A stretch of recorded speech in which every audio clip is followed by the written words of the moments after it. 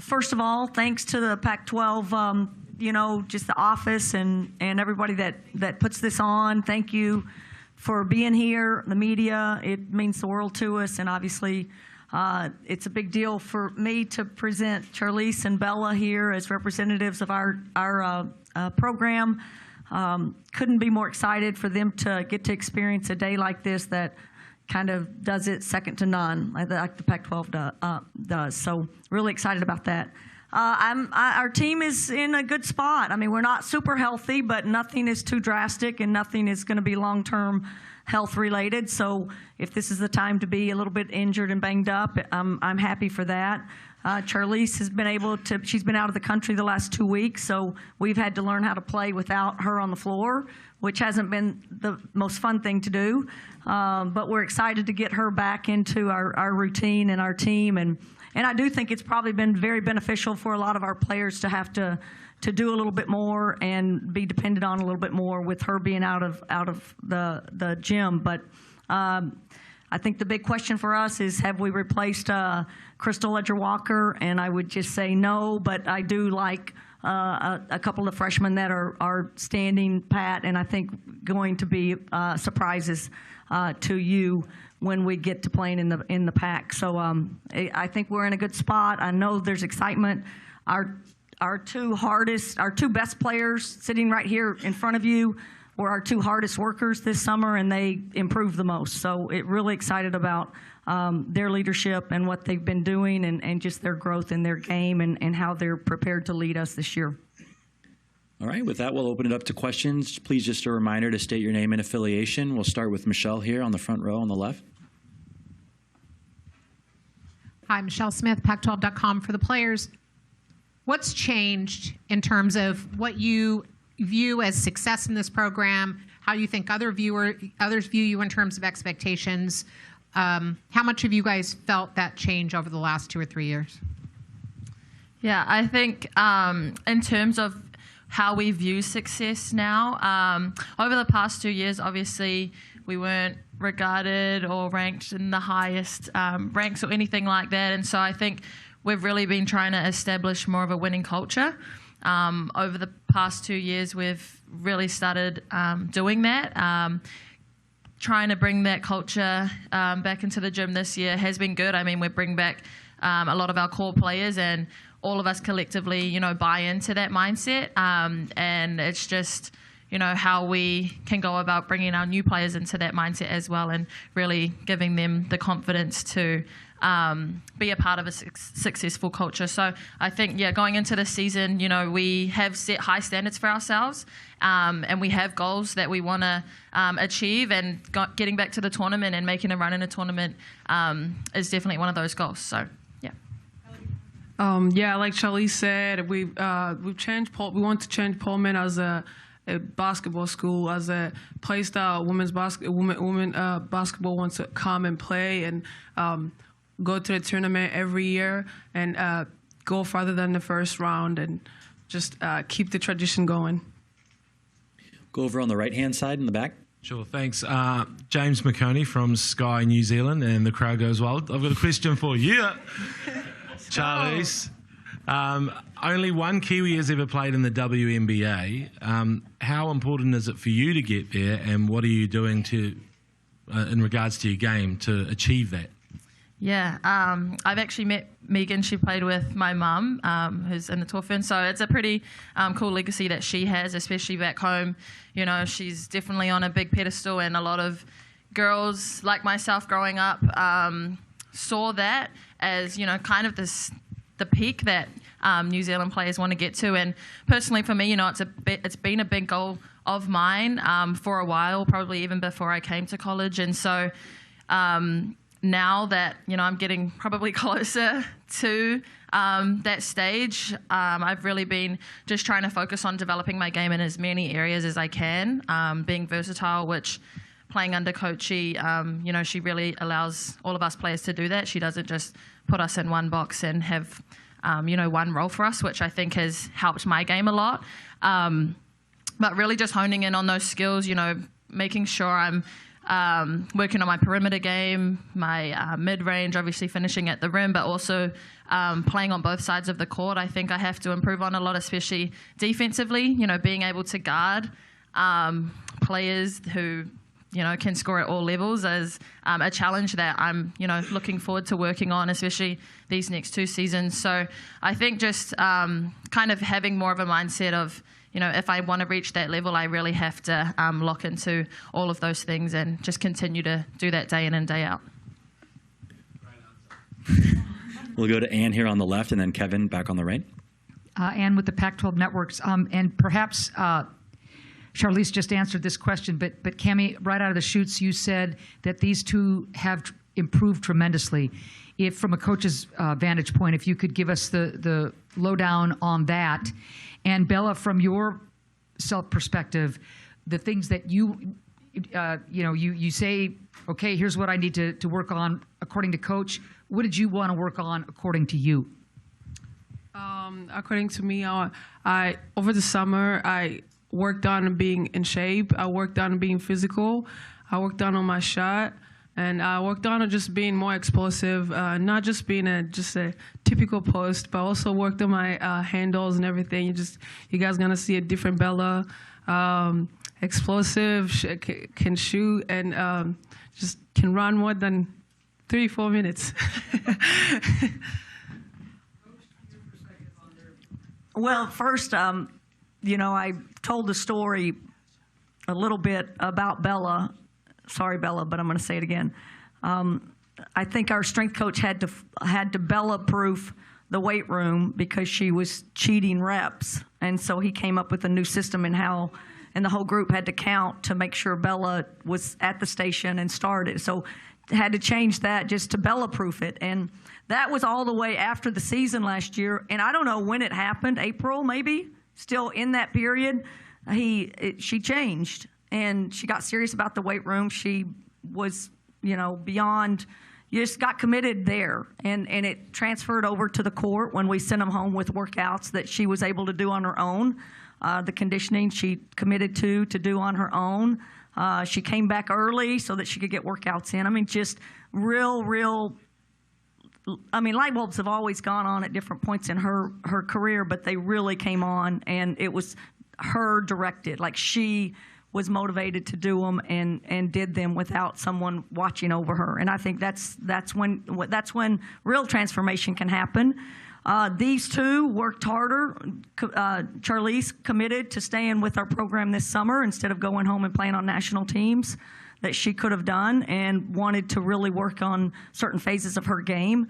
I think her, three-point shooting, I'm hoping and believing, because of the work that she's put in, is going to be a big improvement. And I think when that happens, she even becomes harder to guard. And I think that makes her, very much more prepared for the next level. But again, they were here the most. They were the most consistent. They didn't take days off. They worked on their fitness. They worked on their bodies. They worked on their games. They don't need to be begged. You don't have to beg them to go to the gym. They're just wanting to be there because they want to be great. And they lead by example, and they did all summer long. So that's what makes me really, really confident in the leadership of our team. Go to Kevin next on the right. Kevin Dan at Pac-12 Networks. Bella, I'm curious, as the first Rwandan player to make the Division I level and someone who's played for the national team, how have you seen kind of the sport grow, not only in your country, but in Africa overall? I know there's been emphasis on basketball without borders in Africa and developing talent in the continent of Africa. Yeah, absolutely. It is exciting. As an African kid, you grow up playing soccer and maybe volleyball, but basketball is not a huge thing back home, but just in Africa in general. So just seeing that basketball is just traveling all over the world, especially in Africa, it's exciting. Also, like, just inspiring, and it just makes me excited to keep making more histories and wanting to inspire the next generation as well. We'll go to the front left here, Matthew. Coach Matthew Walter from The Next. You talked a little bit about it in your opening statement, but with Crystal gone, how do you take some of the pressure and the scoring responsibility off of Charlize? She's such a high usage player. Who are the other people that you can rely on when Charlize isn't in the game, or when she just, she's been, defenses are focusing on her to help to make you guys sort of score a little bit easier besides her? She will always be in the game, so just keep that in mind. But yeah, I do think if we look at our team in the past, I mean, we've just asked Charlize to do too much. Losing Crystal, I keep saying it, is the leadership void that she provided. Defensively, gosh, she was just, I mean, she was so good defensively. So that I don't know if we can replace, although I think Charlize's voice is she's always been the smartest player in the gym, and has the best IQ in the gym, and knows what to say, and she always has in her career, because really Crystal and her are far enough apart that she was the leader. So now she's just gone back into that role, her leadership role, her voice. I think that's going to take the place of what Crystal was, which is comforting as a coach. But we need to get easier baskets in transition. We need to find ways to do that, and that means maybe getting different people on the block. I think Charlize is someone we need to get, to be on the block at times, because she's such a good playmaker. Tara Wallach is a tremendous player, had a great summer, is going to be a big factor for our team. And then if we can get some easier points that way, I think that helps us. And I think the biggest thing to surround Charlize is to get at least four people in double figures. And we haven't come close to that in the past. I think that one sitting next to her is a no-brainer. She better be doing it. And then I think we do have the personnel now to get at least four people in double figures. And to me, that takes the load off of Charlize, and we have to be able to take the load off of her at times, and not make her be, Wonder Woman every night out. So you're going to be our last three: Alex, then Cindy, and then Kylan in the back. Alex Simon from Bay Area News Group. Charlize, I was reading actually a lot over the summer to some extent about your sister, but obviously you stay here, and when she goes back and signs and plays in, and forgive me for the probably terrible Maori, but plays in Taiihi back home, to see that league kind of grow from basically nothing this summer into what it is. Just what was it like watching it from afar, and even knowing that, hey, this can be a place that I could potentially go professionally down the road if need be? Yeah, I mean, the Taiihi league, you pretty much said it. That was Thank good. you. I appreciate it. It's just pretty amazing to watch that league kind of come out after so many years of not really having a professional women's league at all in New Zealand. So I think, being able to see all of the girls back home who are able to play, make money playing basketball, that's never been a career for New Zealanders at all, for women at least. So I think it's a pretty cool opportunity. It makes it more exciting back home to watch. Crystal obviously did great. I think they just lost in their final in that league, but just the level of competition now being played at home is just amazing for younger girls coming through playing basketball. The opportunities they have, I think it'll give them a lot more, exposure, and it just inspires more girls to play basketball, which I think is, huge, especially back in New Zealand. Couple questions. Cindy Brunson, Pac-12 Networks. First for you, Bella. You have the option to play next year as a super senior. Will you? Yes, I will. Thank you for that. I know you want to stay and play because you want to play in the WNBA. Who are your favorite WNBA players? The past championship, I was really watching Andrew Wilson. I really been trying to get my game to look like hers, and I love everything she's been, how she plays, how she carries herself off the court, everything about her. I just love everything about her, and I just want to be like her or better. Nice. Charlize, you have WNBA aspirations as well. I know you've worked really hard on the three-point shot. Who do you mold your game after in the WNBA? Yeah, for a long time, I've really watched and admired Sue Bird and how she plays. Obviously, she's a true point guard. Her ability, her decision-making, she makes just everybody around her look good. And I think, she does it with a poise and more of a calm demeanor than some other players. And I think that's really a big part of my game that I try to have on court as well, is just that poised and calming effect for the team. And because personally, I know that helps my team a lot, just brings everyone back down and, just kind of helps them throughout the game. So, yeah, Sue Bird, I would say, definitely has always been a big role model for me. So does that mean you want to play the 1? I mean, I'll probably play some 1 this year. So Charlize could play the 1 at 2 and 3 and 4 and 5. She could do that. All right, Kylan in the back on the left.